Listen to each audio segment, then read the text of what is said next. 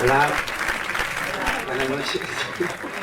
Estamos un poco nerviosos, la verdad, pero estamos nerviosos pero muy contentos también. Estoy muy feliz de ver tantas personas aquí que estimo muchísimo y creo que los nervios ah, son minúsculos a comparación de la emoción que siento de verlos aquí, la verdad.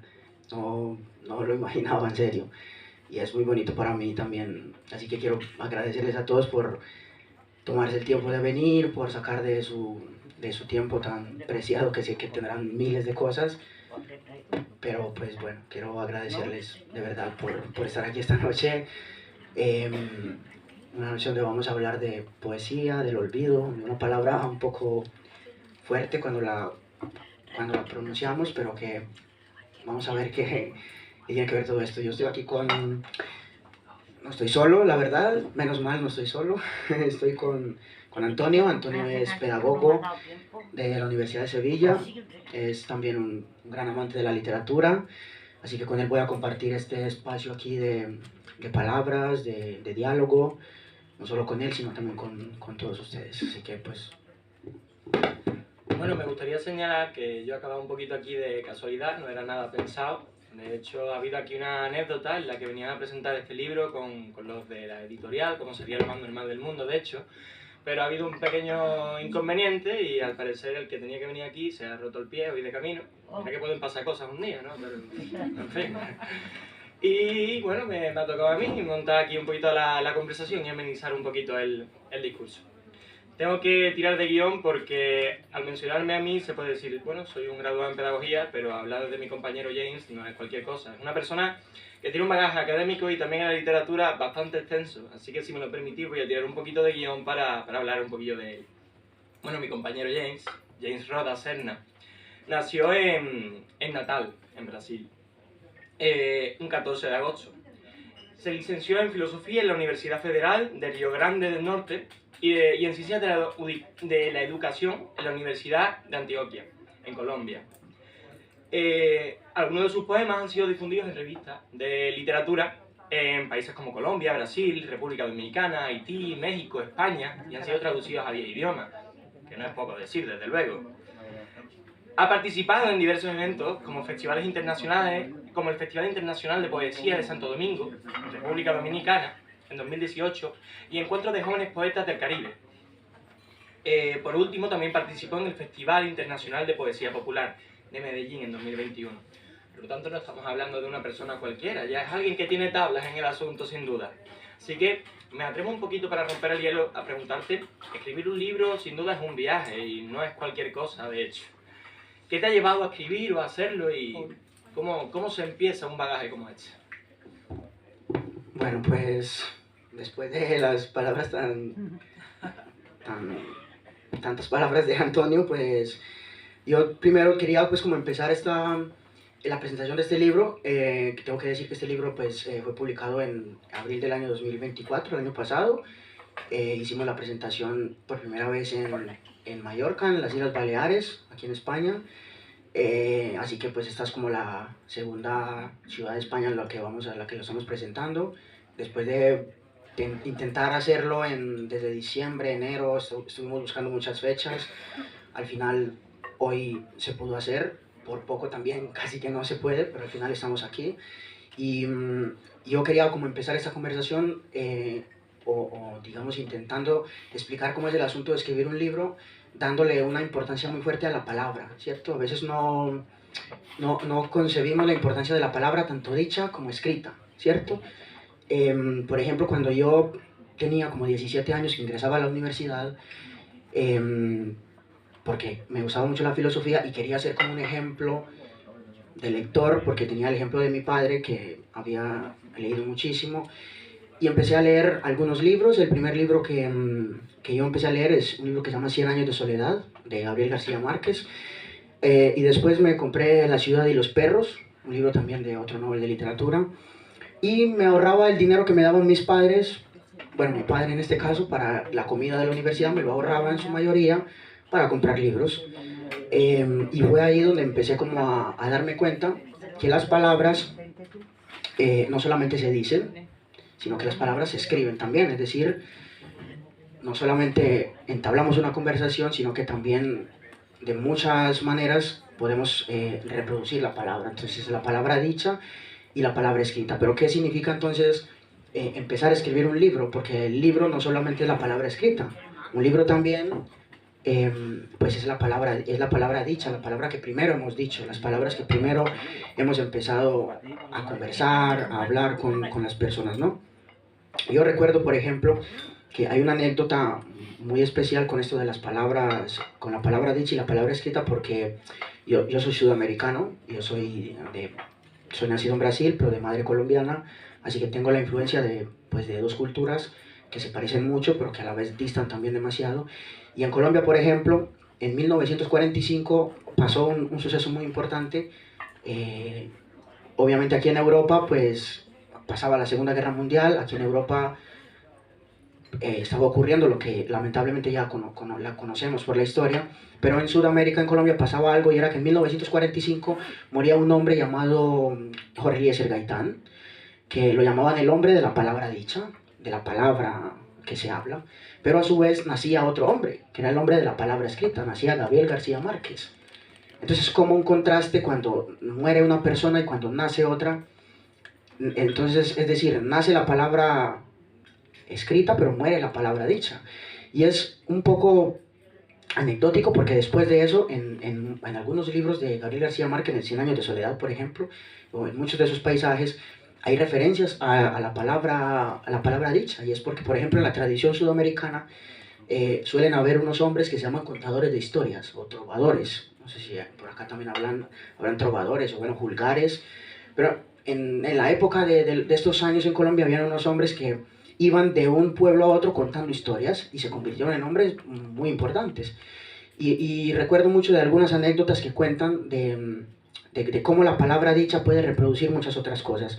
Porque, por ejemplo, hay una anécdota muy importante y es que en estos caminos de la costa caribe colombiana hay muchísimo ganado, pues vacas y todo esto. Y de la boñiga, no sé cómo dicen aquí en España, a la caca de la vaca. Es una palabra que no me la estoy inventando, es de mi dialecto, pero ¿cómo se le dice a la caca de las vacas?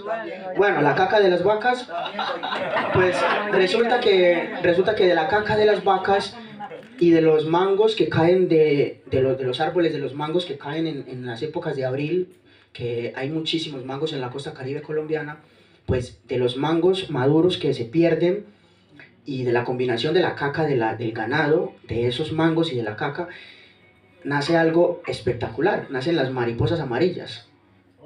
Entonces, y esos hombres contadores de historias, que eran juglares, fueron los que se encargaron de reproducir todo esto y luego se convirtió en la palabra escrita, en las anécdotas de Gabriel García Márquez. Entonces, ¿cómo contar historias? Que el hecho de escribir un libro, por ejemplo, de tener aquí una palabra escrita, es también el hecho, el recorrido de una palabra, esto es una palabra escrita, pero también es el recorrido de una palabra dicha, ¿no? De no solo lo que nosotros hemos dicho, sino de lo que nos han dicho a nosotros, de lo que nos han contado propiamente. Y entonces así yo dije, bueno, ¿cómo empezamos esta conversación? Dije, vamos a empezar esta conversación hablando de las palabras, porque aquí estamos reunidos y lo único que nos une como seres humanos es la palabra. Si hay algo que nos une como seres humanos es el hecho de la palabra, del lenguaje mismo. Aquí hay personas que, muchísimos de acá, tenemos diferentes idiomas, que hablamos lenguas distintas. Sin embargo, para comunicarnos siempre buscamos la manera de hacernos entender. Es decir, que yo dije, bueno, ¿cómo empezamos esto y cómo transmito el hecho de empezar a escribir un libro? Pues el hecho de empezar a escribir un libro es el hecho de la palabra misma. Primero la palabra que está hablada, pero luego la palabra que se convierte en escrita. Es una palabra que está aquí de nosotros. Y en todas esas historias hay muchísimas más, porque recuerdo, por ejemplo, que en la costa caribe colombiana hay unas arepas que se llaman arepas de chepacorina, que las hacen con una receta que llevaron unos italianos a Colombia. Pero eso no se conoce, es una tradición que viene contada por los juglares, es decir, que si no tenemos esa palabra dicha, primero, luego el conocimiento no puede llegar a nosotros, porque el hecho de escribir un libro simplemente está como mediado por la palabra misma. Y hablando de del libro ya desde el primer momento, desde luego la portada, arrumba una idea que es muy clara, ¿no? Estamos con una portada en la que se dicen todas aquellas razones o todas las razones para olvidar. Sin embargo, apenas acabo de leer unos versos del libro, lo que estaba aquí conversando con Jane y preparando este coloquio, preparado así, sin más, bueno, improvisado, de alguna forma. Y al contenido del libro, que no pienso hablar de él porque a cada quien que se lo quiera leer sin duda, ahí están los libros para quien quiera echarle un ojito después, o comprarlo, si lo quiere comprar. El contenido pues desarrolla esa misma idea, todas aquellas razones para el olvido, pero de una forma muy antitética, que es muy curioso, pero como digo, no pienso hablar de ello. Y quería hablar acerca del contenido de esta misma portada en la que aparecen una serie de amapolas y un pájaro, que yo podría decir que es un gorrión, pero no tiene mucha pinta de gorrión, así que ¿qué puedes decirnos acerca de esta portada de aquí? Bueno, pues a ver, la historia de la portada del libro es un poco... A ver, obviamente los elementos que hay acá en el libro, pues tienen un significado, ¿cierto? No sé si conocen a pues un pájaro que se llama mielero regente, y es un pájaro que solamente vive en Australia. Pero este pájaro tiene una curiosidad, y es que este pájaro lo llaman el pájaro del olvido, porque es la única especie de pájaros que en algún momento de su vida se olvida de cantar. Es como una antítesis de su naturaleza, porque la mayoría, por ejemplo los ruiseñores, son pájaros que están exactamente destinados en la naturaleza solo para cantar, y los pájaros están en la naturaleza básicamente para eso, pero este pájaro pues está en algún momento de su vida se le olvida cantar. Entonces, claro, hablamos del olvido, entonces es como el pájaro que representa precisamente eso, y es un ave que la única especie de aves que en un momento de su vida olvida cantar, y uno se preguntaría, bueno, ¿por qué olvida cantar? Y hay una razón por la que olvida cantar, y es porque quien está olvidando de cantar, sus ancestros, pues no tienen la posibilidad de enseñarle a cantar a los nuevos que nacen. Entonces ahí hay un asunto muy importante con el olvido, y es que olvidamos en la medida en que no nos enseñan. Si no nos enseñan, específicamente olvidamos. Y eso es una idea que viene trabajada incluso de Nietzsche, un poco nietzscheana, pero básicamente es eso. Y luego las amapolas, no sé si ustedes sabían que los ingleses, por ejemplo, creo que en el mes de junio, llevan una amapola en sus camisas, en sus prendas, porque la amapola es la flor del recuerdo. Entonces es como precisamente una antítesis, porque tenemos al mielero, que es el pájaro del olvido, pero tenemos la flor del recuerdo, y pues el pájaro está encima de la amapola. Es como intentamos olvidar, pero no olvidamos, porque siempre las cosas están ahí, ¿cierto? Porque hay algo que siempre nos lleva a que el olvido se convierta en una imposibilidad. Entonces, como que cuando empezamos a hablar en el diseño de la cubierta, era, bueno, estos elementos tienen que representar muy bien lo que después en el libro se cuenta, porque ahora les cuento un poco sobre de qué va el libro también. Y básicamente los elementos representan eso, representan dos cosas que están como en contra ellas mismas, pero que a la vez son un binomio indisoluble, porque no se pueden separar. No, y también sabiendo, creo que se me escucha, ¿no? Creo que si hablo así alto se me escucha perfectamente, no creo que haya ningún problema. A lo largo del libro se hace muchísima alusión al olvido, y se trata de esta idea como la idea principal, y básicamente es con lo que se desarrolla todo este poemario.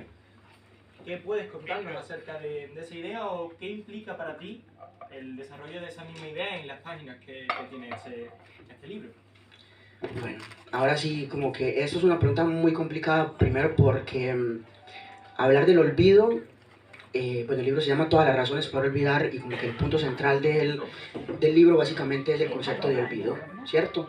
Y el concepto de olvido es un concepto bastante complejo, filosóficamente hablando. No quiero irme a esos términos filosóficos porque no viene al caso, pero básicamente la idea del olvido es una idea un poco nietzscheana, en el asunto de que Nietzsche, por ejemplo, hablaba sobre el olvido como la capacidad que tenemos nosotros para dejar atrás las cosas que nos han hecho daño. Básicamente la idea de Nietzsche del olvido es que el olvido es una capacidad que tiene el ser humano para dejar atrás aquellos acontecimientos de su vida que de un modo u otro lo han marcado, ¿cierto? Pero la idea de Nietzsche también se complementa porque dice el mismo Nietzsche que para poder vivir debemos olvidar, ¿cierto?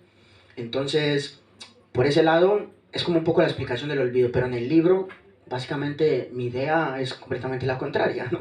Porque básicamente el libro, al final, concluyo que es completamente imposible olvidar, ¿sabes? Es como la forma en la que nuestro cuerpo tiene para protegerse de todo aquello que nos ha acontecido, porque cada uno de nosotros está lleno de muchas historias, está lleno de una cantidad de rastros del pasado que a lo mejor pueden ser heridas, que pueden ser muchas cosas, y es como una capacidad que tiene el mismo cuerpo para poder defenderse básicamente de todo aquello que le ha hecho daño.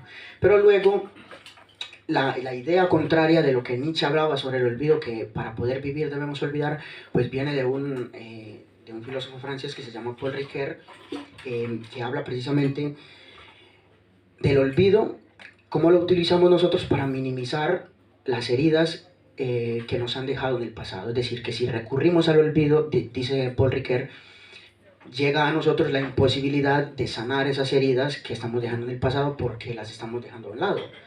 Muchas veces nosotros hemos tenido acontecimientos de nuestra vida que a lo mejor nos han marcado muchísimo, que a lo mejor nos han dolido muchísimo y que nosotros recurrimos al olvido para dejarlas a un lado, pero que al final de cuentas no es que las hayamos olvidado, al final de cuentas es que las hemos hecho a un lado, las hemos dejado simplemente ahí porque no queremos recordarlas. Entonces, Paul Ricoeur precisamente habla de eso, dice, cuando recurrimos al olvido, lo único que hacemos es que nos imposibilitamos de sanar esas heridas que vienen del pasado de nosotros.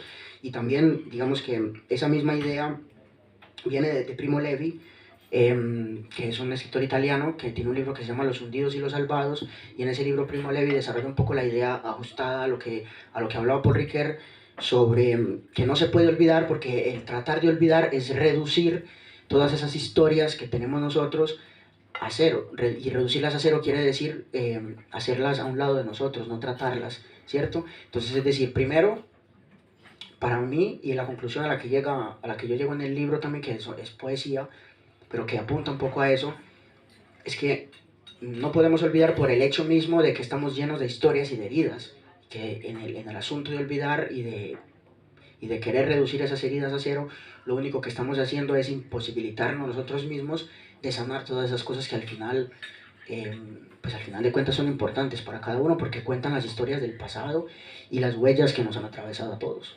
Mira, por poner un ejemplo y poner algo de pies en tierra acerca de toda esta idea del olvido, leyendo alguno de estos poemas y hablando con él, me vino a la cabeza una estrofita muy chica de Alberti, en la que él se refiere a un amor muy grande, pasado, que es precisamente eso, de lo que uno pretende escapar a través del olvido como vía de escape, y decía, tenía tanta certeza de que había olvidado su amor, que voluntariamente volvía a recordarla.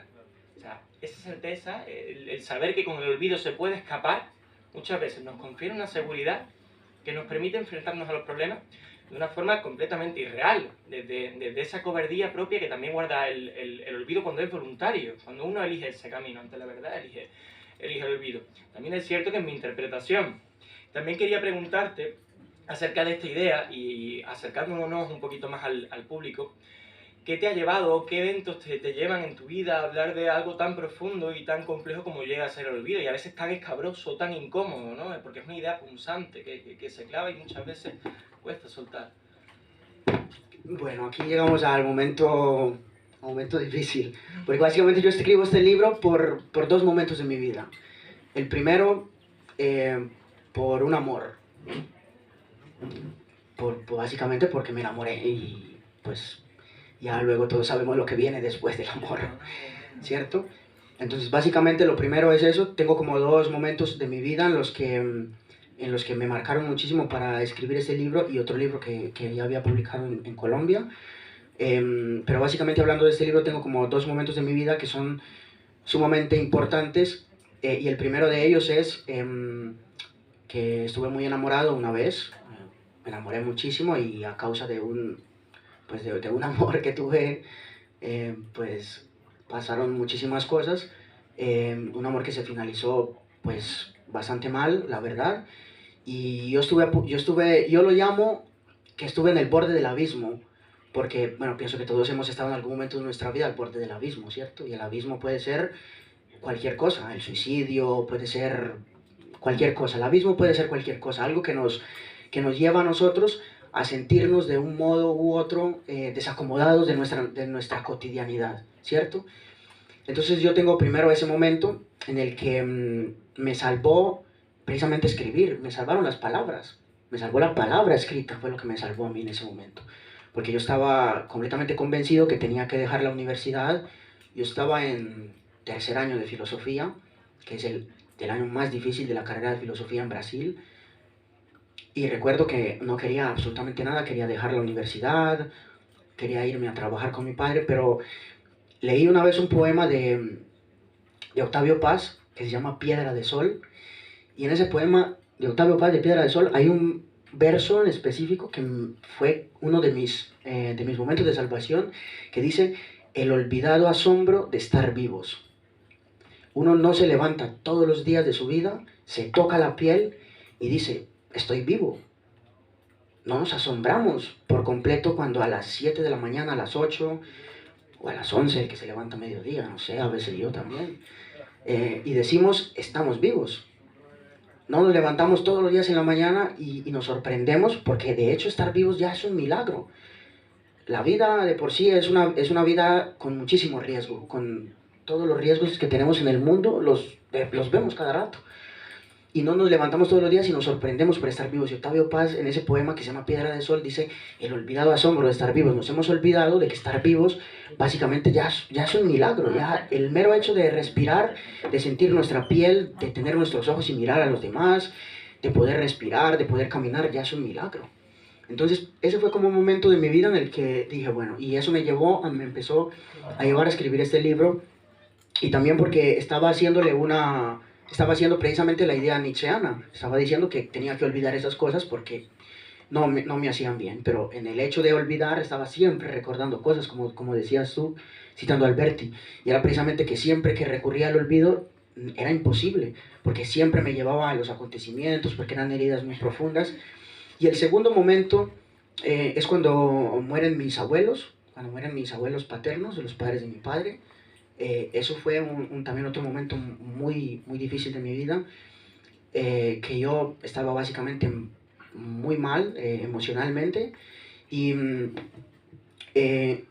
una vez en una librería de Natal, en Río Grande do Norte, en Brasil, entré a una librería y encontré en la sesión de poesía, encontré un libro muy viejo sobre poesía norteamericana, poesía indígena norteamericana, y me encontré con un libro de los navajos, de una tribu norteamericana que eran los navajos, y era un libro de un poema de un solo verso que a mí me marcó muchísimo la vida. Incluso hoy he traído un regalo para sortearlo ahora, un regalo, precisamente con esta frase.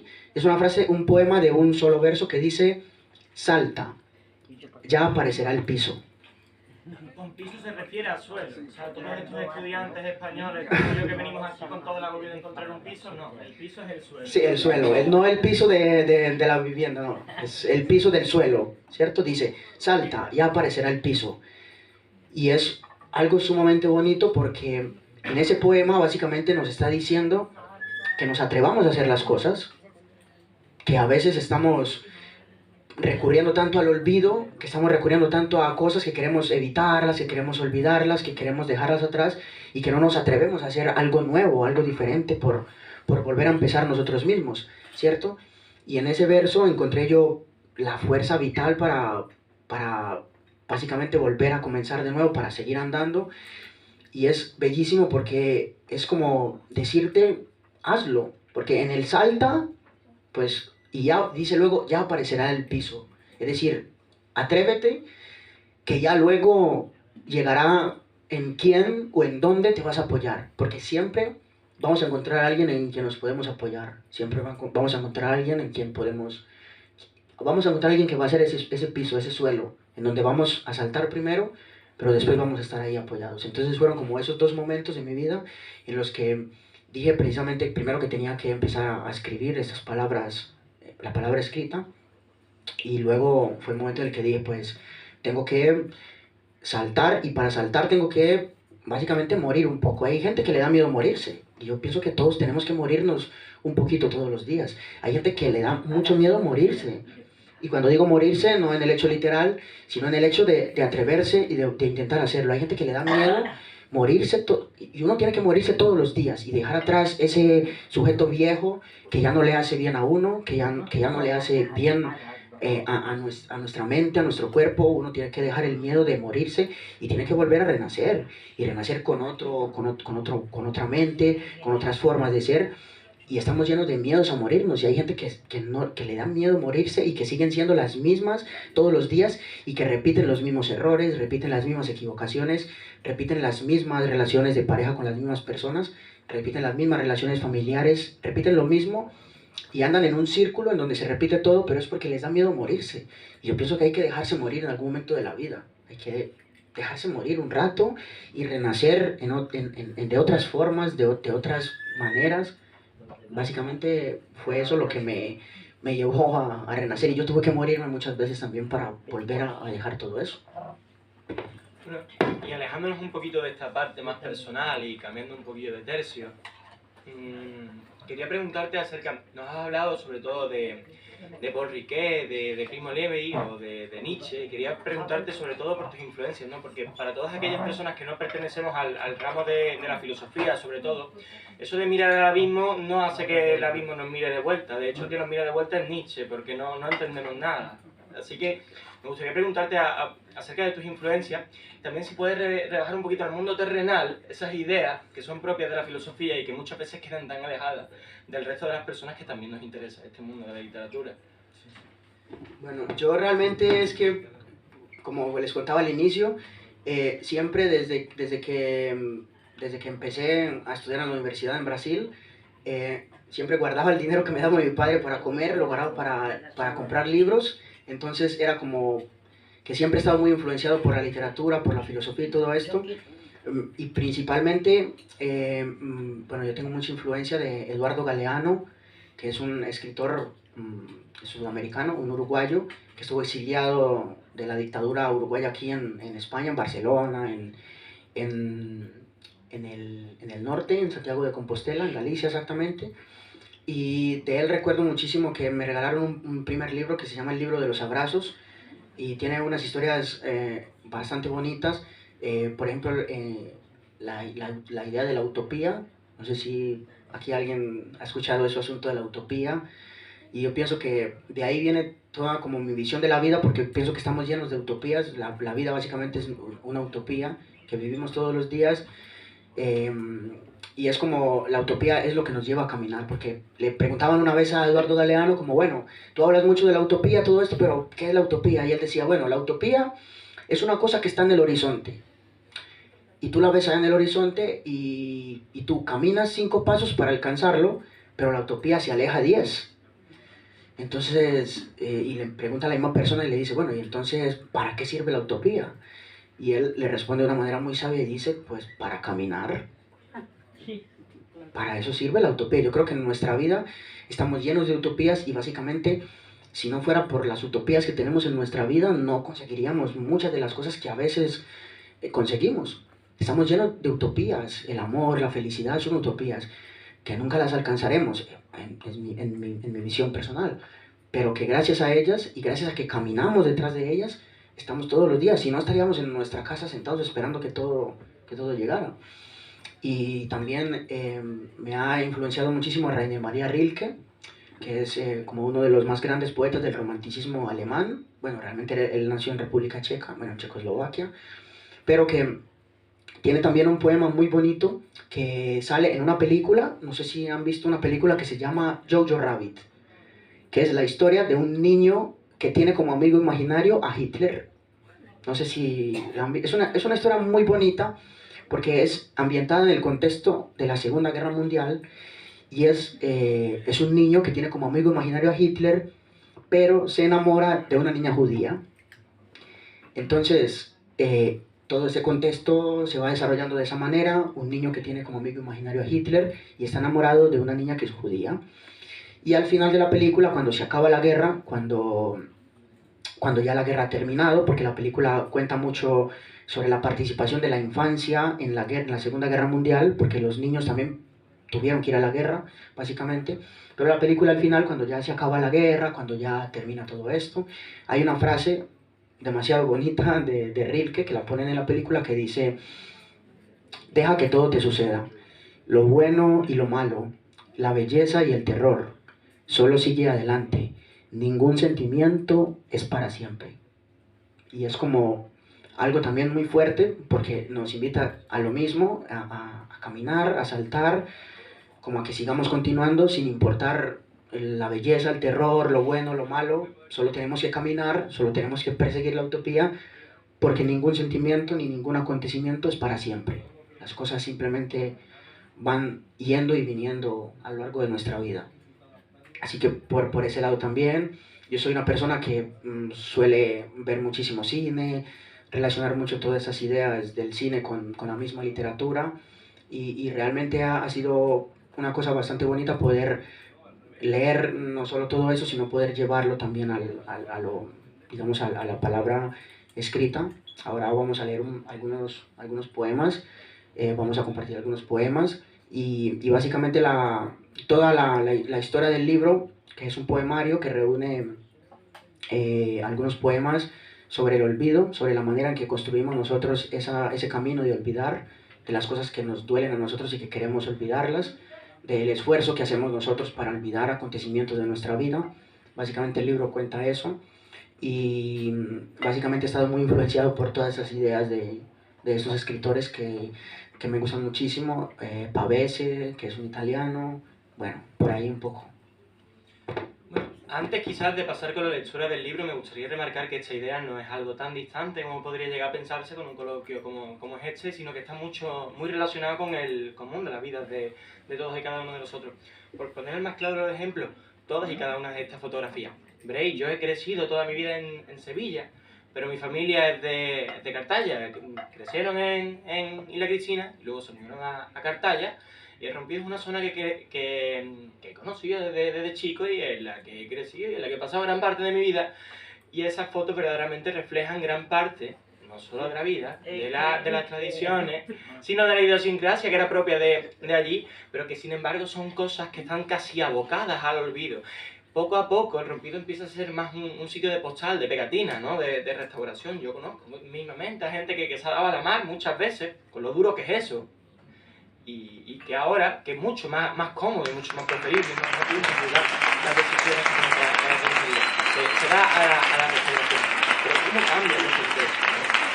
Y me parece importantísimo la labor de trabajo como este, que hacen perennes, tienen que caduquen momentos y cosas que nos definen, que por no ser así, las arrastraría el olvido, como la corriente en un río. Por eso también agradecer a como esta, que el mundo puede tener,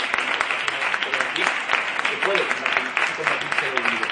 Precisamente el contenido de este libro trata precisamente eso, el combate ante el olvido, ¿no? La manera en la que uno puede enfrentarlo también. Así, para hablar un poquito de él, pues sí, vamos a leer algún poemita, para que sepáis un poquito de qué va la cosa. Y así un poquito acercaros al contenido del libro y hacerlo atractivo para todo aquel que, bueno, piense si lo quiere leer. Este precisamente me llamó mucho la atención antes, hace unos 15 minutillos que lo leí ahí fuera. Y se llama Éramos nada. Éramos el bastón de un ciego, golpeando los postes de la ruta central. Éramos más que ruido y asfalto, más que gente, éramos nada. Nos amábamos en el fuego, tanto como en la lluvia. Abrazado, mojado. El silencio escuchaba cada sollozo de las sombras ajenas que nos perseguían y juntaban los trozos de un rompecabezas armado. Éramos el sol en el invierno de Varsovia, un grano de arena en Tortuga. Éramos nada, pero con todo el caos sobre nuestros cuerpos desnudos. uno de los poemas. Hay muchos otros, sí, son muy bonitos. Y me gustaría al menos que aquí el autor de este poemario eligiese uno de tantas páginas que tiene este libro para enriquecernos un poquito también con su poesía. Bueno, yo antes que nada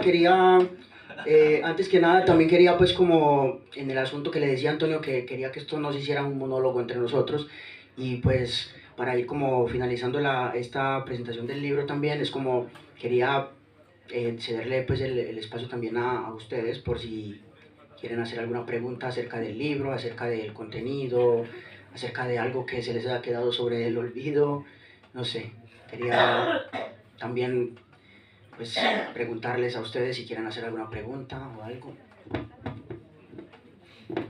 Mira, yo te quería hacer una pregunta porque yo tengo un poema que se llama El arte del recuerdo, ¿no?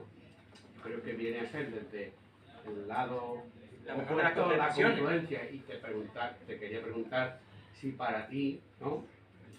El olvido necesita ser superado a través de aprender a recordar, pero como un hecho de belleza, ¿no? El arte del recuerdo, ¿no?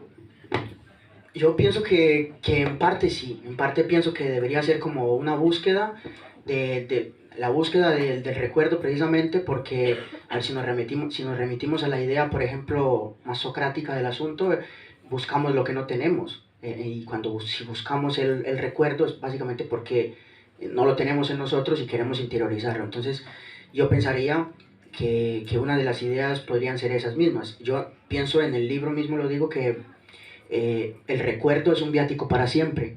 Es un viático para siempre, ¿por qué? Porque siempre que tenemos una historia detrás de nosotros, esa historia nos va a acompañar a nosotros por el resto de nuestras vidas, sin importar las circunstancias.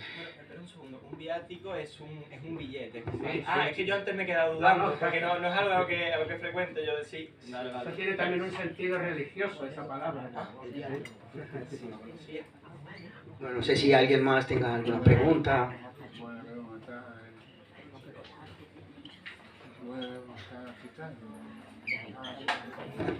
Bueno, pues voy a leer algunos dos poemas que me han, digamos, marcado muchísimo acá del libro. Voy a leer algunos 2 o 3 poemas que me marcaron muchísimo cuando estaba escribiendo este libro, la verdad. Y pues al final he traído voy a regalarles como un libro a alguna persona, y una bolsa de estas que la he mandado a traer para regalarle a alguno de ustedes. Sí. Bueno,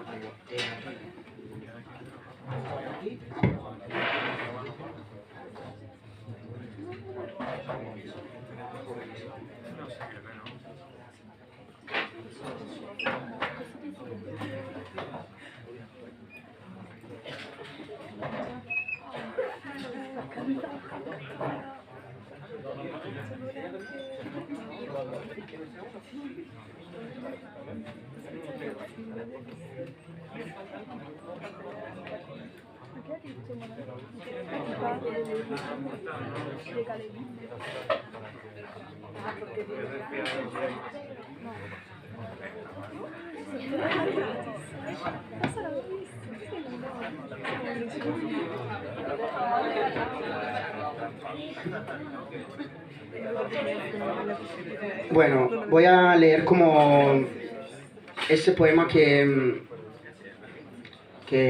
es bastante bonito, me gusta muchísimo. Es un poema que habla del amor. El poema se llama El amor no se va, y dice: a veces lo que nos separa de los que se van es una canción triste y lenta que nos quiebra, un recuerdo que hace que volvamos a sentarnos a orillas de la nostalgia, esperando que las olas de la misericordia traigan una botella con un mensaje para reconocer su letra. Pero el olvido siempre llega, calma el viento, nos acaricia con sus manos, y es ahí donde justo empieza el deshielo.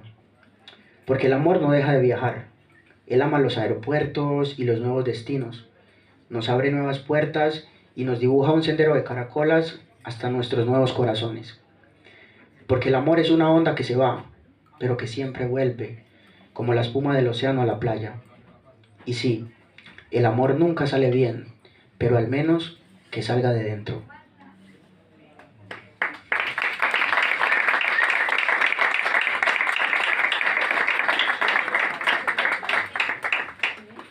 Bueno, voy a leer otro que también me gusta bastante, solo que tengo que encontrarlo, porque, está aquí. Bueno, yo soy del sur.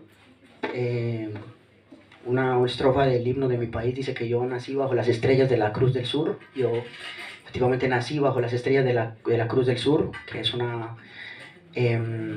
bueno, que es la Cruz del Sur es una constelación que solamente se ve en el hemisferio sur, precisamente porque está en el sur. Y este poema se llama Amor en el Sur. Y dice: tú y yo, Brasil y una foto con la bandera verde y amarela al final del error en los ensayos de la vida. Tú y yo, de La Paz a Asunción y del Cusco a Cayena. Pasaporte y fotografía a dos inmigrantes besándose. El hotel y una cama con un cuadro de Monet. Tú y yo, despertarse, amarrarse los zapatos, chao, hola, tirar los zapatos, hacer el amor y dormir. Despertarse, Medellín y un cuadro de Monet. Un vaso, la cuchara y nuestros hijos, los libros.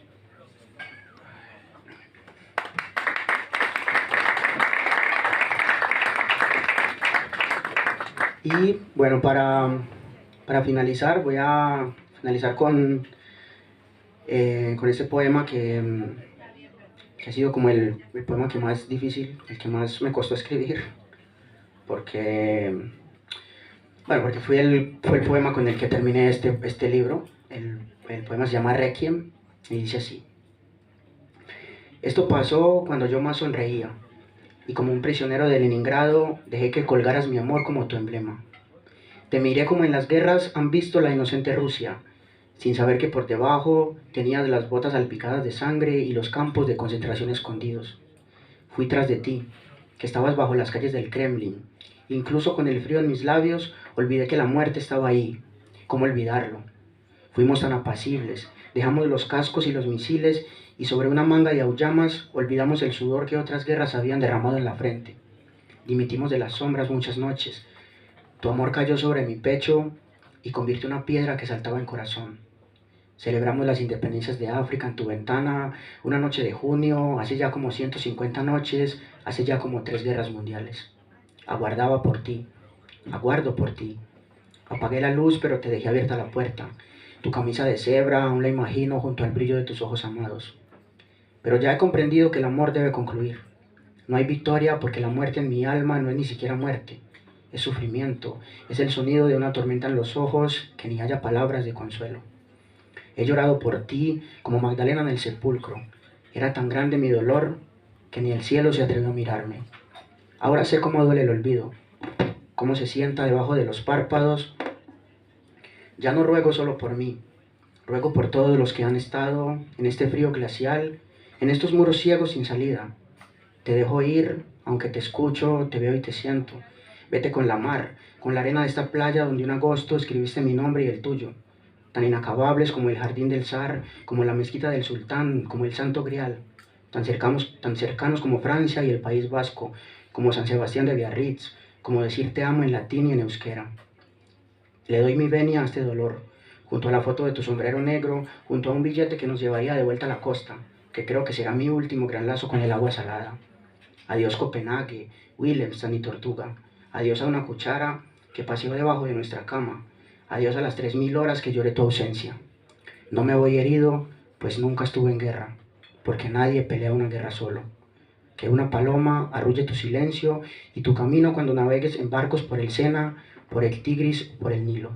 Pero ninguno te lleve a lo que un día fuimos, un hogar.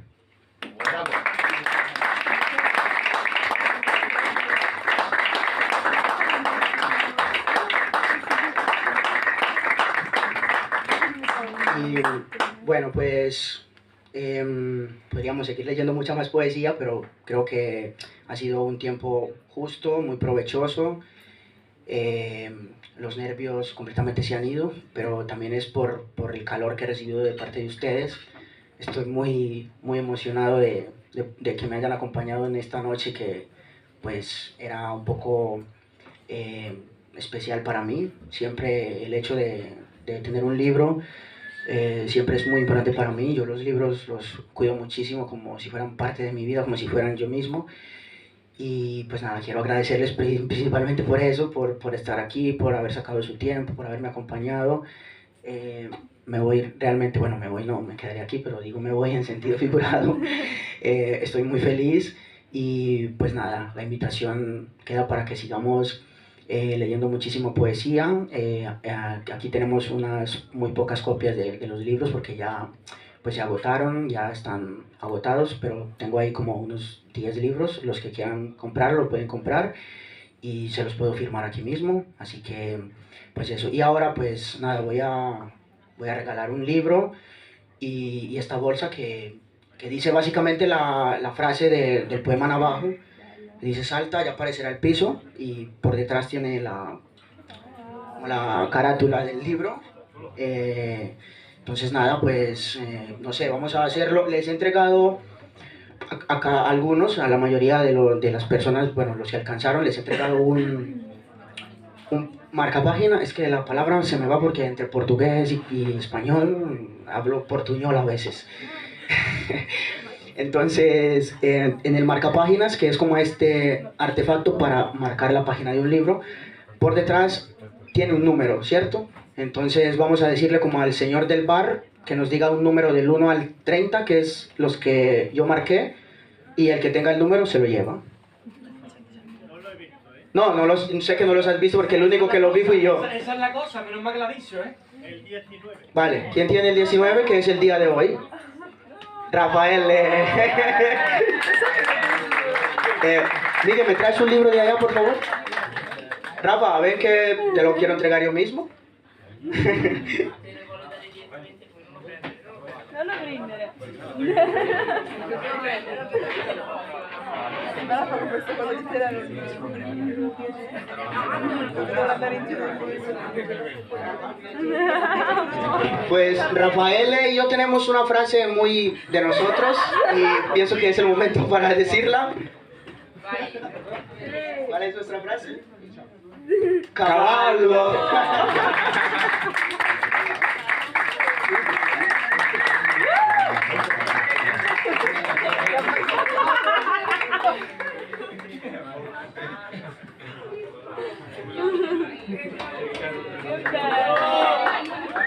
Y pues básicamente les agradezco muchísimo a Antonio también, mi amigo pedagogo, y pues nada, verdaderamente muchas gracias y buenas noches. No sé si nos podemos hacer como una foto.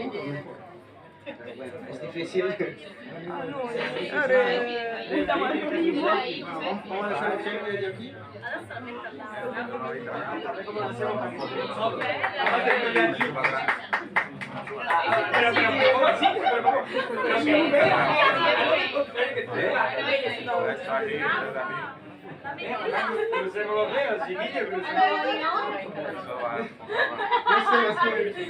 Es muy difícil, la verdad. No, sí, evidentemente. Ya está, vale. Muchas gracias. Hola. Buenas noches. Estamos un poco nerviosos, la verdad. Estamos nerviosos, pero muy contentos también. Estoy muy feliz de ver tantas personas aquí que estimo muchísimo. Y creo que los nervios son minúsculos a comparación de la emoción que siento de verlos aquí, la verdad. No lo imaginaba, en serio. Y es muy bonito para mí también. Así que quiero agradecerles a todos por tomarse el tiempo de venir, por sacar de su tiempo tan preciado, que sé que tendrán miles de cosas. Pero pues bueno, quiero agradecerles de verdad por estar aquí esta noche. Una noche donde vamos a hablar de poesía, del olvido, de una palabra un poco fuerte cuando la pronunciamos, pero que vamos a ver qué tiene que ver todo esto. Yo estoy aquí no estoy solo, la verdad, menos mal no estoy solo. Estoy con Antonio. Antonio es pedagogo de la Universidad de Sevilla, es también un gran amante de la literatura, así que con él voy a compartir este espacio aquí de de palabras, de diálogo, no solo con él, sino también con todos ustedes. Así que pues... Bueno, me gustaría señalar que yo he acabado un poquito aquí de casualidad, no era nada pensado. De hecho, ha habido aquí una anécdota en la que venían a presentar este libro con los de la editorial, como sería El mando, el mal del mundo, de hecho. Pero ha habido un pequeño inconveniente y al parecer el que tenía que venir aquí se ha roto el pie hoy de camino. Mira que pueden pasar cosas un día, ¿no? Pero, en fin. Y bueno, me ha tocado a mí montar aquí un poquito la conversación y amenizar un poquito el discurso. Tengo que tirar de guión porque al mencionarme a mí se puede decir, bueno, soy un graduado en pedagogía, pero hablar de mi compañero James no es cualquier cosa. Es una persona que tiene un bagaje académico y también en la literatura bastante extenso, así que si me lo permitís voy a tirar un poquito de guión para hablar un poquillo de él. Bueno, mi compañero James Roda Serna, nació en Natal, en Brasil, un 14 de agosto. Se licenció en Filosofía en la Universidad Federal de Río Grande del Norte y en Ciencias de la Educación en la Universidad de Antioquia, en Colombia. Algunos de sus poemas han sido difundidos en revistas de literatura en países como Colombia, Brasil, República Dominicana, Haití, México, España, y han sido traducidos a 10 idiomas, que no es poco decir, desde luego. Ha participado en diversos eventos como festivales internacionales, como el Festival Internacional de Poesía de Santo Domingo, República Dominicana, en 2018, y Encuentros de Jóvenes Poetas del Caribe. Por último, también participó en el Festival Internacional de Poesía Popular de Medellín en 2021. Por lo tanto, no estamos hablando de una persona cualquiera, ya es alguien que tiene tablas en el asunto, sin duda. Así que me atrevo un poquito para romper el hielo a preguntarte, escribir un libro sin duda es un viaje y no es cualquier cosa, de hecho. ¿Qué te ha llevado a escribir o a hacerlo y cómo se empieza un bagaje como este? Bueno, pues después de las palabras tantas palabras de Antonio, pues yo primero quería pues como empezar la presentación de este libro. Tengo que decir que este libro pues fue publicado en abril del año 2024, el año pasado. Hicimos la presentación por primera vez en Mallorca, en las Islas Baleares, aquí en España. Así que pues esta es como la segunda ciudad de España a la que lo estamos presentando. Después de intentar hacerlo desde diciembre, enero, estuvimos buscando muchas fechas. Al final hoy se pudo hacer, por poco también casi que no se puede, pero al final estamos aquí. Y yo quería como empezar esta conversación o digamos intentando explicar cómo es el asunto de escribir un libro, dándole una importancia muy fuerte a la palabra, ¿cierto? A veces no concebimos la importancia de la palabra tanto dicha como escrita, ¿cierto? Por ejemplo, cuando yo tenía como 17 años que ingresaba a la universidad,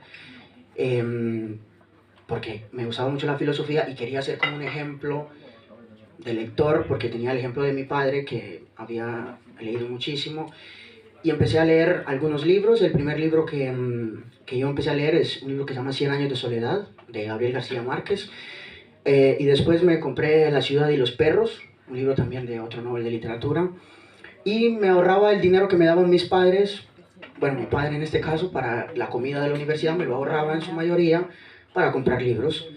Y fue ahí donde empecé como a darme cuenta que las palabras no solamente se dicen, sino que las palabras se escriben también, es decir, no solamente entablamos una conversación, sino que también de muchas maneras podemos reproducir la palabra. Entonces la palabra dicha y la palabra escrita. Pero ¿qué significa entonces empezar a escribir un libro? Porque el libro no solamente es la palabra escrita, un libro también pues es la palabra dicha, la palabra que primero hemos dicho, las palabras que primero hemos empezado a conversar, a hablar con las personas, ¿no? Yo recuerdo, por ejemplo, que hay una anécdota muy especial con esto de las palabras, con la palabra dicha y la palabra escrita, porque yo soy sudamericano, soy nacido en Brasil, pero de madre colombiana, así que tengo la influencia de dos culturas que se parecen mucho, pero que a la vez distan también demasiado. Y en Colombia, por ejemplo, en 1945 pasó un suceso muy importante. Obviamente aquí en Europa, pues pasaba la Segunda Guerra Mundial. Aquí en Europa estaba ocurriendo lo que lamentablemente ya la conocemos por la historia. Pero en Sudamérica, en Colombia, pasaba algo, y era que en 1945 moría un hombre llamado Jorge Eliezer Gaitán. que lo llamaban el hombre de la palabra dicha, de la palabra que se habla, pero a su vez nacía otro hombre, que era el hombre de la palabra escrita, nacía Gabriel García Márquez. Entonces es como un contraste cuando muere una persona y cuando nace otra. Entonces, es decir, nace la palabra escrita, pero muere la palabra dicha. Y es un poco anecdótico porque después de eso, en algunos libros de Gabriel García Márquez, en Cien años de soledad, por ejemplo, o en muchos de sus paisajes, hay referencias a la palabra dicha. Y es porque, por ejemplo, en la tradición sudamericana suelen haber unos hombres que se llaman contadores de historias o trovadores. No sé si por acá también hablan trovadores o, bueno, julgares. Pero en la época de estos años en Colombia habían unos hombres que iban de un pueblo a otro contando historias y se convirtieron en hombres muy importantes. Y recuerdo mucho de algunas anécdotas que cuentan de cómo la palabra dicha puede reproducir muchas otras cosas. Porque, por ejemplo, hay una anécdota muy importante, y es que en estos caminos de la costa caribe colombiana hay muchísimo ganado, pues vacas y todo esto. Y de la boñiga, no sé cómo dicen aquí en España, a la caca de la vaca. Es una palabra que no me la estoy inventando, es de mi dialecto, pero ¿cómo se le dice a la caca de las vacas? Bueno, la caca de las vacas, pues resulta que de la caca de las vacas y de los mangos que caen de los árboles de los mangos que caen en las épocas de abril, que hay muchísimos mangos en la costa caribe colombiana, pues de los mangos maduros que se pierden y de la combinación de la caca del ganado, de esos mangos y de la caca, nace algo espectacular, nacen las mariposas amarillas. Entonces, y esos hombres contadores de historias, que eran juglares, fueron los que se encargaron de reproducir todo esto, y luego se convirtió en la palabra escrita, en las anécdotas de Gabriel García Márquez.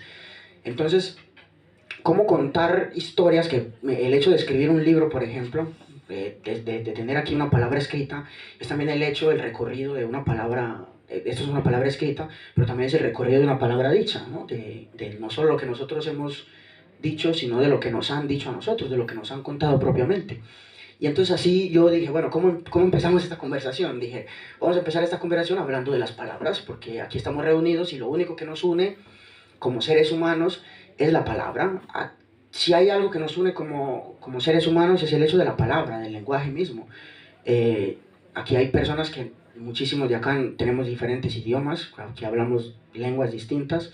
Sin embargo, para comunicarnos siempre buscamos la manera de hacernos entender. Es decir, que yo dije, bueno, ¿cómo empezamos esto y cómo transmito el hecho de empezar a escribir un libro? Pues el hecho de empezar a escribir un libro es el hecho de la palabra misma. Primero la palabra que está hablada, pero luego la palabra que se convierte en escrita. Es una palabra que está aquí de nosotros. Y en todas esas historias hay muchísimas más, porque recuerdo, por ejemplo, que en la costa caribe colombiana hay unas arepas que se llaman arepas de chepacorina, que las hacen con una receta que llevaron unos italianos a Colombia. Pero eso no se conoce, es una tradición que viene contada por los juglares. Es decir, que si no tenemos esa palabra dicha primero, luego el conocimiento no puede llegar a nosotros, porque el hecho de escribir un libro simplemente está como mediado por la palabra misma. Y hablando del libro, ya desde el primer momento, desde luego la portada arrumba una idea que es muy clara, ¿no? Estamos con una portada en la que se dicen todas aquellas razones o todas las razones para olvidar. Sin embargo, apenas acabo de leer unos versos del libro, lo que estaba aquí conversando con Jane, y preparando este coloquio, preparado así, sin más, bueno, improvisado, de alguna forma. Y al contenido del libro, que no pienso hablar de él porque a cada quien que se lo quiera leer sin duda, ahí están los libros para quien quiera echarle un ojito después, o comprarlo, si lo quiere comprar. El contenido, pues, desarrolla esa misma idea, todas aquellas razones para olvidar, pero de una forma muy antitética, que es muy curioso, pero como digo, no pienso hablar de ello.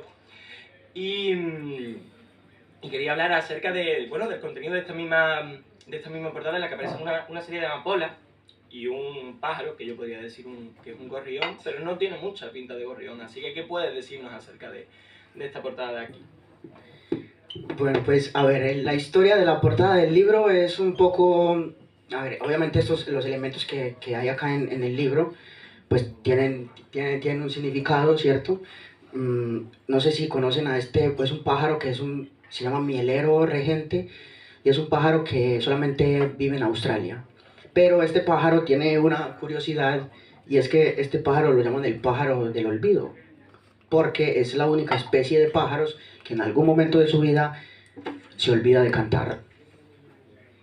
Es como una antítesis de su naturaleza, porque la mayoría, por ejemplo los ruiseñores, son pájaros que están exactamente destinados en la naturaleza solo para cantar, y los pájaros están en la naturaleza básicamente para eso, pero este pájaro pues está en algún momento de su vida se le olvida cantar. Entonces, claro, hablamos del olvido, entonces es como el pájaro que representa precisamente eso, y es un ave que la única especie de aves que en un momento de su vida olvida cantar, y uno se preguntaría, bueno, ¿por qué olvida cantar? Y hay una razón por la que olvida cantar, y es porque quien está olvidando de cantar, sus ancestros, pues no tienen la posibilidad de enseñarle a cantar a los nuevos que nacen. Entonces ahí hay un asunto muy importante con el olvido, y es que olvidamos en la medida en que no nos enseñan.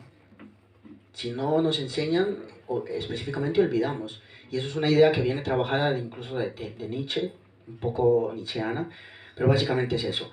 Y luego las amapolas, no sé si ustedes sabían que los ingleses, por ejemplo, creo que en el mes de junio, llevan una amapola en sus camisas, en sus prendas, porque la amapola es la flor del recuerdo.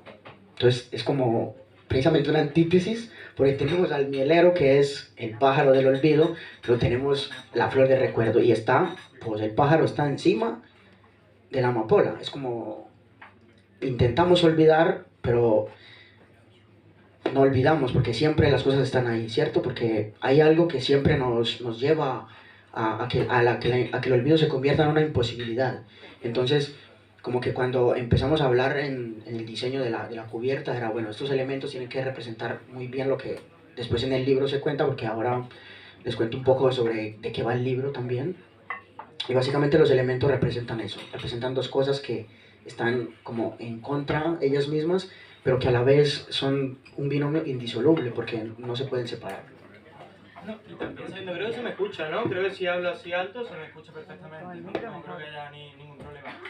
A lo largo del libro se hace muchísima alusión al olvido, y se trata de esta idea como la idea principal, y básicamente es con lo que se desarrolla todo este poemario. ¿Qué puedes contarnos acerca de esa idea, o qué implica para ti el desarrollo de esa misma idea en las páginas que tiene este libro? Bueno, ahora sí, como que esto es una pregunta muy complicada, primero porque hablar del olvido, pues el libro se llama Todas las razones para olvidar, y como que el punto central del libro básicamente es el concepto de olvido, ¿cierto? Y el concepto de olvido es un concepto bastante complejo, filosóficamente hablando. No quiero irme a esos términos filosóficos porque no viene al caso, pero básicamente la idea del olvido es una idea un poco nietzscheana, en el asunto de que Nietzsche, por ejemplo, hablaba sobre el olvido como la capacidad que tenemos nosotros para dejar atrás las cosas que nos han hecho daño. Básicamente la idea de Nietzsche del olvido es que el olvido es una capacidad que tiene el ser humano para dejar atrás aquellos acontecimientos de su vida que de un modo u otro lo han marcado, ¿cierto? Pero la idea de Nietzsche también se complementa, porque dice el mismo Nietzsche que para poder vivir debemos olvidar, ¿cierto? Entonces, por ese lado, es como un poco la explicación del olvido, pero en el libro, básicamente, mi idea es completamente la contraria, ¿no? Porque básicamente el libro, al final, concluyo que es completamente imposible olvidar, ¿sabes? Es como la forma en la que nuestro cuerpo tiene para protegerse de todo aquello que nos ha acontecido, porque cada uno de nosotros está lleno de muchas historias, está lleno de una cantidad de rastros del pasado, que a lo mejor pueden ser heridas, que pueden ser muchas cosas, y es como una capacidad que tiene el mismo cuerpo para poder defenderse básicamente de todo aquello que le ha hecho daño. Pero luego, la idea contraria de lo que Nietzsche hablaba sobre el olvido, que para poder vivir debemos olvidar, pues viene de un filósofo francés que se llama Paul Ricoeur, que habla precisamente del olvido, cómo lo utilizamos nosotros para minimizar las heridas que nos han dejado en el pasado. Es decir, que si recurrimos al olvido, dice Paul Ricoeur, llega a nosotros la imposibilidad de sanar esas heridas que estamos dejando en el pasado porque las estamos dejando a un lado. Muchas veces nosotros hemos tenido acontecimientos de nuestra vida que a lo mejor nos han marcado muchísimo, que a lo mejor nos han dolido muchísimo y que nosotros recurrimos al olvido para dejarlas a un lado, pero que al final de cuentas no es que las hayamos olvidado, al final de cuentas es que las hemos hecho a un lado, las hemos dejado simplemente ahí porque no queremos recordarlas. Entonces, Paul Ricoeur precisamente habla de eso, dice, cuando recurrimos al olvido, lo único que hacemos es que nos imposibilitamos de sanar esas heridas que vienen del pasado de nosotros. Y también, digamos que esa misma idea viene de Primo Levi, que es un escritor italiano que tiene un libro que se llama Los hundidos y los salvados, y en ese libro Primo Levi desarrolla un poco la idea ajustada a lo que hablaba Paul Ricoeur sobre que no se puede olvidar, porque el tratar de olvidar es reducir todas esas historias que tenemos nosotros a cero, y reducirlas a cero quiere decir hacerlas a un lado de nosotros, no tratarlas, ¿cierto? Entonces, es decir, primero, para mí, y la conclusión a la que yo llego en el libro también, que eso es poesía, pero que apunta un poco a eso, es que no podemos olvidar por el hecho mismo de que estamos llenos de historias y de heridas, que en el asunto de olvidar y de querer reducir esas heridas a cero, lo único que estamos haciendo es imposibilitarnos nosotros mismos de sanar todas esas cosas que al final, pues al final de cuentas son importantes para cada uno, porque cuentan las historias del pasado y las huellas que nos han atravesado a todos. Mira, por poner un ejemplo y poner algo de pies en tierra acerca de toda esta idea del olvido, leyendo alguno de estos poemas y hablando con él, me vino a la cabeza una estrofita muy chica de Alberti, en la que él se refiere a un amor muy grande, pasado, que es precisamente eso, de lo que uno pretende escapar a través del olvido como vía de escape, y decía, tenía tanta certeza de que había olvidado su amor, que voluntariamente volvía a recordarla. O sea, esa certeza, el saber que con el olvido se puede escapar, muchas veces nos confiere una seguridad que nos permite enfrentarnos a los problemas de una forma completamente irreal, desde esa cobardía propia que también guarda el olvido cuando es voluntario, cuando uno elige ese camino ante la verdad, elige el olvido. También es cierto que en mi interpretación, también quería preguntarte acerca de esta idea y acercándonos un poquito más al público, ¿qué te ha llevado, qué eventos te llevan en tu vida a hablar de algo tan profundo y tan complejo como llega a ser el olvido? Y a veces tan escabroso, tan incómodo, ¿no? Porque es una idea punzante que se clava y muchas veces cuesta soltar. Bueno, aquí llegamos al momento difícil, porque básicamente yo escribo este libro por dos momentos de mi vida. El primero, por un amor, básicamente porque me enamoré y pues ya luego todos sabemos lo que viene después del amor, ¿cierto? Entonces básicamente lo primero es eso. Tengo como dos momentos de mi vida en los que me marcaron muchísimo para escribir este libro y otro libro que ya había publicado en Colombia. Pero básicamente hablando de este libro tengo como dos momentos de mi vida que son sumamente importantes, y el primero de ellos es que estuve muy enamorado una vez. Me enamoré muchísimo y a causa de un amor que tuve, pues pasaron muchísimas cosas.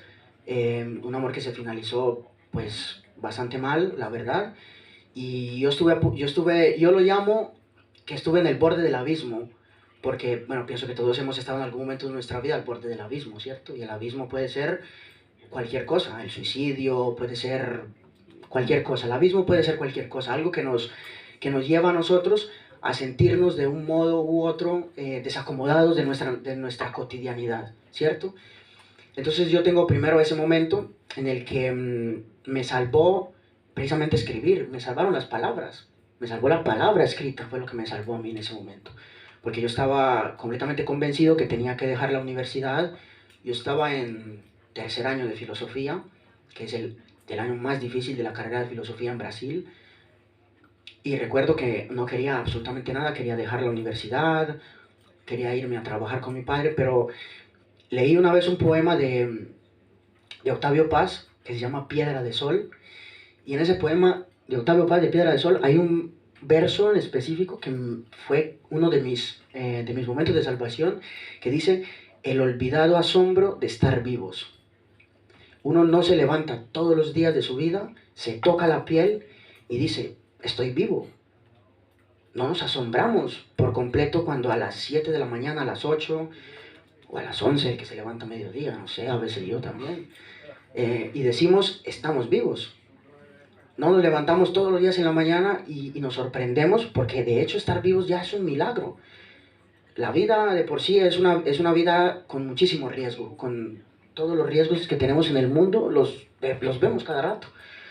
Y no nos levantamos todos los días y nos sorprendemos por estar vivos. Y Octavio Paz, en ese poema que se llama Piedra de Sol, dice, el olvidado asombro de estar vivos. Nos hemos olvidado de que estar vivos básicamente ya es un milagro. Ya el mero hecho de respirar, de sentir nuestra piel, de tener nuestros ojos y mirar a los demás, de poder respirar, de poder caminar, ya es un milagro. Entonces, ese fue como un momento de mi vida en el que dije, bueno, y eso me empezó a llevar a escribir este libro, y también porque estaba haciendo precisamente la idea nietzscheana. Estaba diciendo que tenía que olvidar esas cosas porque no me hacían bien, pero en el hecho de olvidar estaba siempre recordando cosas, como decías tú, citando a Alberti, y era precisamente que siempre que recurría al olvido era imposible, porque siempre me llevaba a los acontecimientos, porque eran heridas muy profundas. Y el segundo momento es cuando mueren mis abuelos paternos, los padres de mi padre. Eso fue también otro momento muy, muy difícil de mi vida, que yo estaba básicamente muy mal emocionalmente, y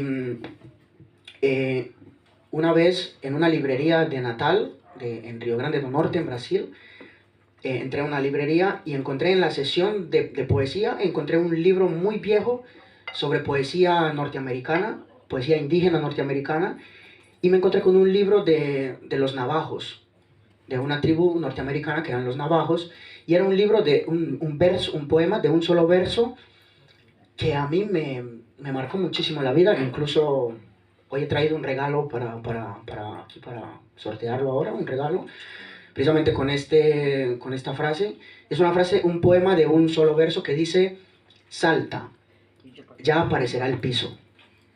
Con piso se refiere al suelo. O sea, todos estos estudiantes españoles, como yo, que venimos aquí con todo el agobio de encontrar un piso, no, el piso es el suelo. Sí, el suelo, no el piso de la vivienda, no, es el piso del suelo, ¿cierto? Dice, salta, ya aparecerá el piso. Y es algo sumamente bonito porque en ese poema básicamente nos está diciendo que nos atrevamos a hacer las cosas, que a veces estamos recurriendo tanto al olvido, que estamos recurriendo tanto a cosas que queremos evitarlas, que queremos olvidarlas, que queremos dejarlas atrás, y que no nos atrevemos a hacer algo nuevo, algo diferente por volver a empezar nosotros mismos, ¿cierto? Y en ese verso encontré yo la fuerza vital para básicamente volver a comenzar de nuevo, para seguir andando, y es bellísimo porque es como decirte, hazlo, porque en el salta, pues, y ya dice luego, ya aparecerá el piso. Es decir, atrévete, que ya luego llegará en quién o en dónde te vas a apoyar, porque siempre vamos a encontrar a alguien en quien nos podemos apoyar, siempre vamos a encontrar a alguien en quien vamos a encontrar a alguien que va a hacer ese piso, ese suelo, en donde vamos a saltar primero, pero después vamos a estar ahí apoyados. Entonces fueron como esos dos momentos en mi vida en los que dije precisamente primero que tenía que empezar a escribir esas palabras, la palabra escrita, y luego fue el momento en el que dije, pues tengo que saltar, y para saltar tengo que básicamente morir un poco. Hay gente que le da miedo morirse, y yo pienso que todos tenemos que morirnos un poquito todos los días. Hay gente que le da mucho miedo morirse, y cuando digo morirse, no en el hecho literal, sino en el hecho de atreverse y de intentar hacerlo. Hay gente que le da miedo morirse, y uno tiene que morirse todos los días y dejar atrás ese sujeto viejo que ya no le hace bien a uno, que ya no le hace bien a nuestra mente, a nuestro cuerpo. Uno tiene que dejar el miedo de morirse y tiene que volver a renacer, y renacer con otra mente, con otras formas de ser. Y estamos llenos de miedos a morirnos, y hay gente que le da miedo morirse y que siguen siendo las mismas todos los días, y que repiten los mismos errores, repiten las mismas equivocaciones, repiten las mismas relaciones de pareja con las mismas personas, repiten las mismas relaciones familiares, repiten lo mismo, y andan en un círculo en donde se repite todo, pero es porque les da miedo morirse. Y yo pienso que hay que dejarse morir en algún momento de la vida. Hay que dejarse morir un rato y renacer de otras formas, de otras maneras.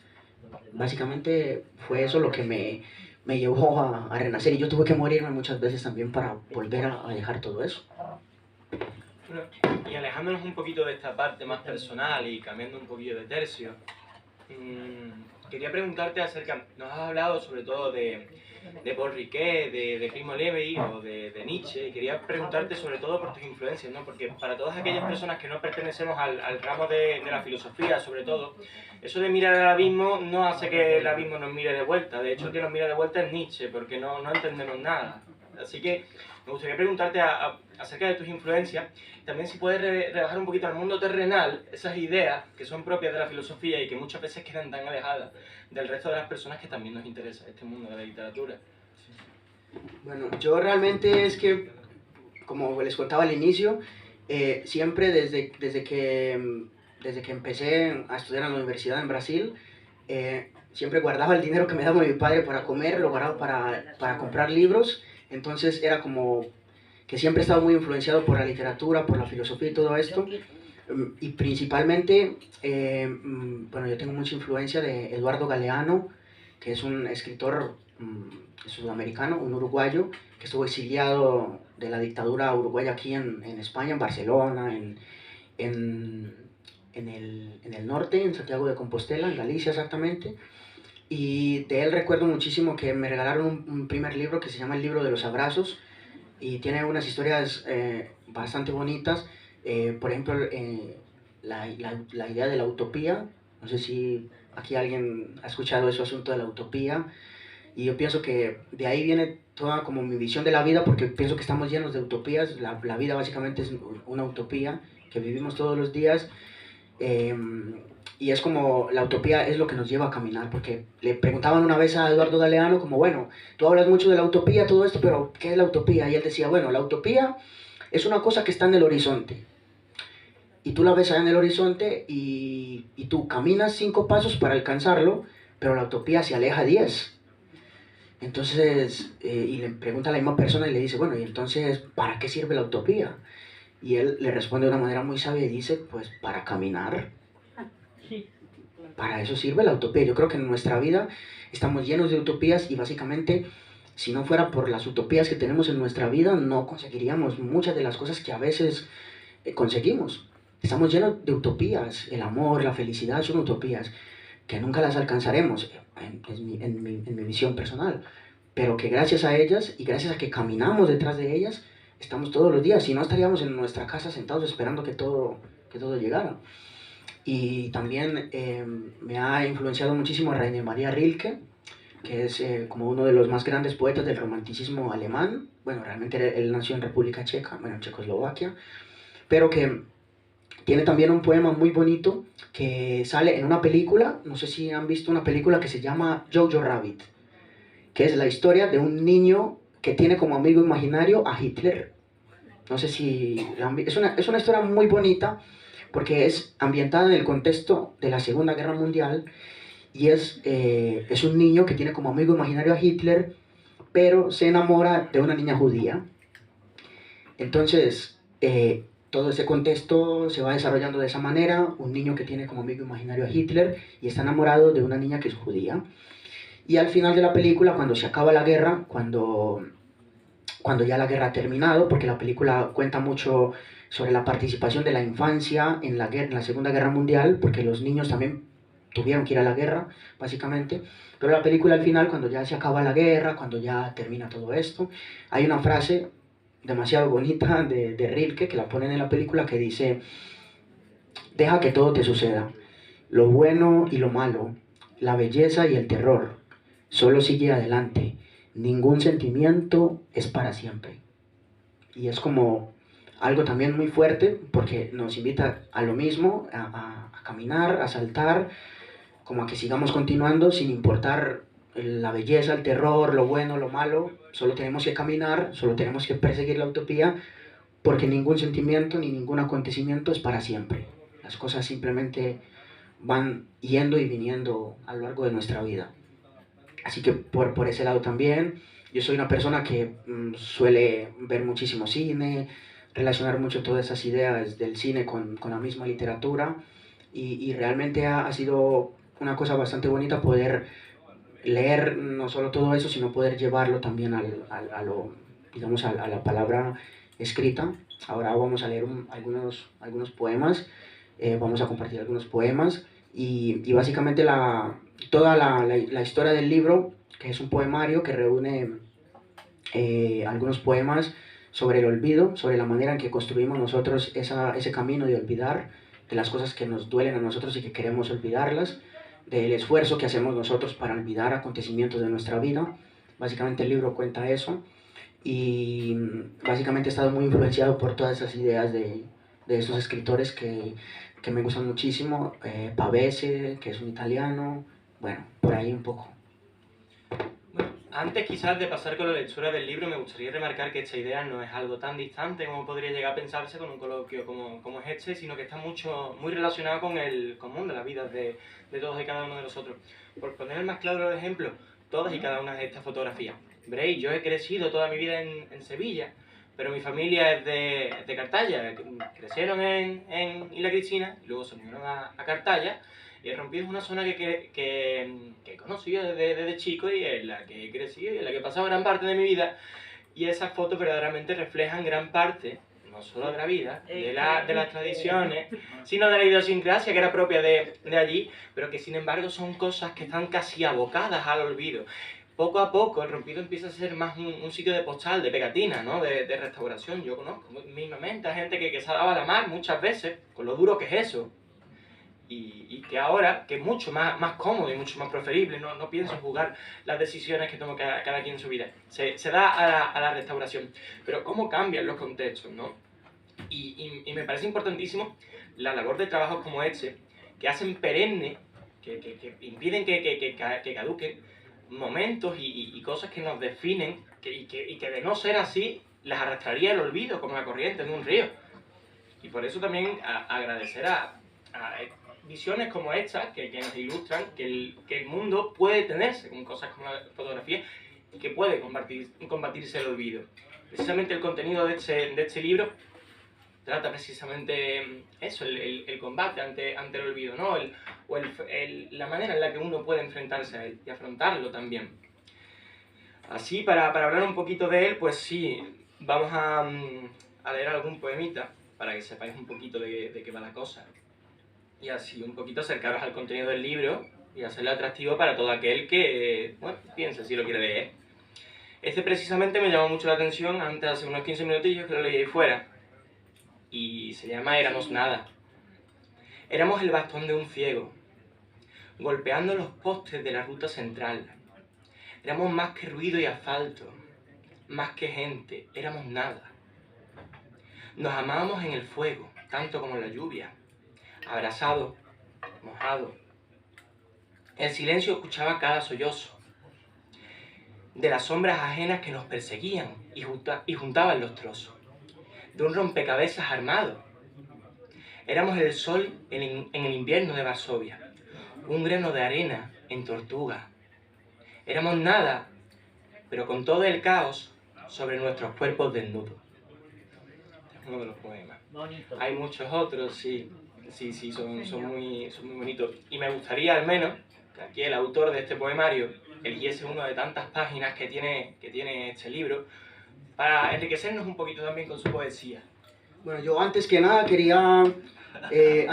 también quería pues como en el asunto que le decía Antonio que quería que esto no se hiciera un monólogo entre nosotros y pues para ir como finalizando esta presentación del libro también es como quería cederle pues el espacio también a ustedes por si quieren hacer alguna pregunta acerca del libro, acerca del contenido, acerca de algo que se les haya quedado sobre el olvido, no sé, quería también pues preguntarles a ustedes si quieren hacer alguna pregunta o algo. Mira, yo te quería hacer una pregunta porque yo tengo un poema que se llama El arte del recuerdo, ¿no? Creo que viene a ser desde el lado La mejor de las opuesto, la contradicciones. confluencia, y te quería preguntar si para ti, ¿no? El olvido necesita ser superado a través de aprender a recordar, pero como un hecho de belleza, ¿no? El arte del recuerdo, ¿no? Yo pienso que en parte sí, en parte pienso que debería ser como una búsqueda de la búsqueda del recuerdo, precisamente porque a ver, si nos remitimos a la idea, por ejemplo, más socrática del asunto, buscamos lo que no tenemos. Y si buscamos el recuerdo es básicamente porque no lo tenemos en nosotros y queremos interiorizarlo. Entonces yo pensaría que una de las ideas podrían ser esas mismas. Yo pienso, en el libro mismo lo digo, que el recuerdo es un viático para siempre. Es un viático para siempre, ¿por qué? Porque siempre que tenemos una historia detrás de nosotros, esa historia nos va a acompañar a nosotros por el resto de nuestras vidas, sin importar las circunstancias. Espera un segundo, un viático es un billete. Sí, Es que yo antes me he quedado dudando, porque no es algo a lo que frecuente yo decir. Vale, Eso vale. tiene también un sentido religioso, esa palabra. Sí. Bueno, no sé si alguien más tenga alguna pregunta.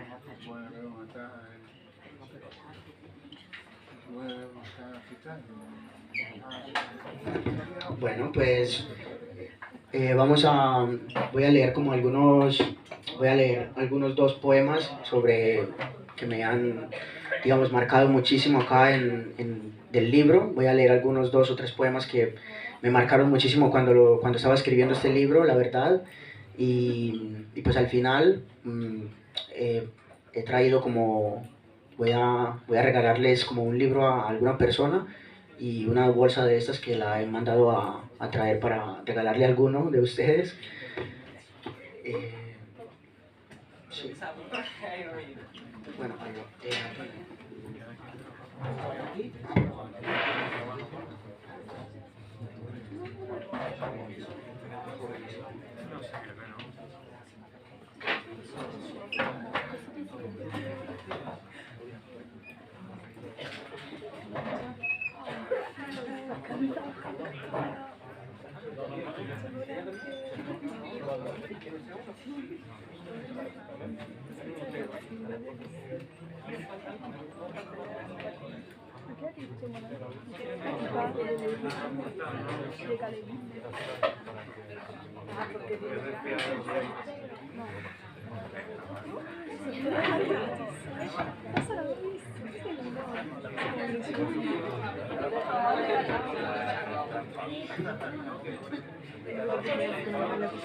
Bueno, voy a leer como este poema que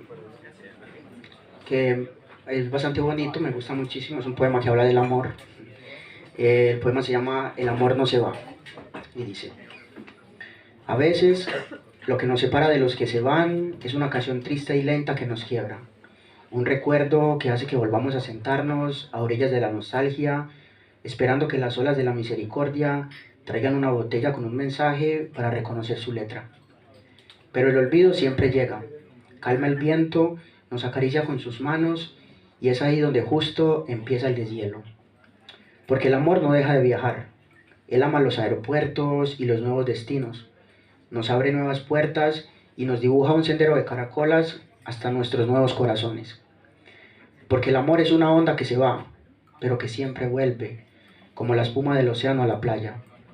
Y sí, el amor nunca sale bien, pero al menos que salga de dentro.